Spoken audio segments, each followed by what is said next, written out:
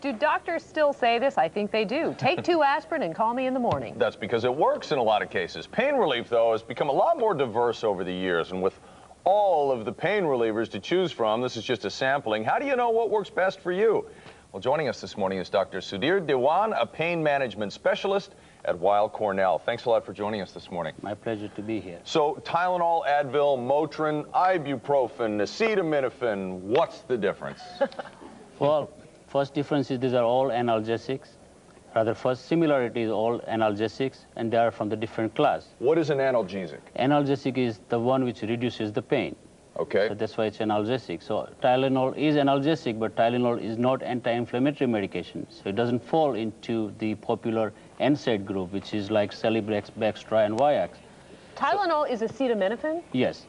And it doesn't have some of the complications that some of the other products? No, that's not true. Tylenol does have complication. Actually, Tylenol is very toxic on the liver. If somebody who has history of taking regular alcohol, and if liver is, somehow is not healthy, then that liver cannot handle Tylenol and can put patient into trouble. So that might be something a lot of people don't know, that if you happen to be drinking, maybe you spend a night out partying and you feel bad in the morning, you take some Tylenol, is that going to have some adverse effect on your liver? Absolutely, that can damage the liver.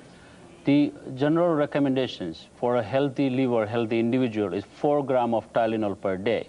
So that recommendation drops down to almost half to 1/4 of the dose for somebody who is older, more than 65 years of age, and somebody who has history of taking regular alcohol. In fact, are there going to be warnings very soon on packages of Tylenol? Like these black box warnings, which are serious. This is very important question you asked me, because black box warning is a way of making sure that the public understands the seriousness of these medications.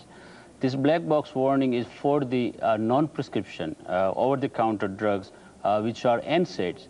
And that does not include aspirin and Tylenol.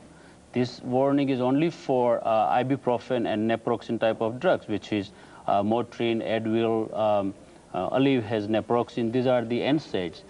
And what black box warning means that you have to post the serious life-threatening complications in a boxed warning with a contrasting color and bold letters, so everybody can see it and everybody can read it. Which one is best for a woman's cramps?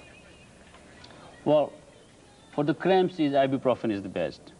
But for aspirin, it's very unique NSAID, because aspirin works differently with a different dose. Now, you must have had 81 milligram of aspirin, which is given for the prevention of the stroke. But if you increase the dose to, say, 325 milligram, then it becomes more, for analgesic and for inflammation. So aspirin's been around forever, and you say it's often overlooked as a way of managing pain, too. Absolutely, yeah. Aspirin is an excellent drug. Only problem with aspirin was that it was very strong on the stomach. So it had really created a lot of problems with the gastric ulcers and bleeding, and this is why, these new medications came, which are Bextra, Celebrex, and Vioxx, because they were softer on the stomach. So even though all this stuff is available over the counter, you should talk to your doctor about it, because it really depends on your personal health profile. Absolutely. The over-the-counter medication means you take the smallest possible drug and take the shortest possible of time. If you need for longer period of time and if you need a higher dose, please call your doctor. Good advice. Dr. Sudhir Diwan, thanks a lot for coming in, talking to us this morning. My pleasure to be here. Thank you.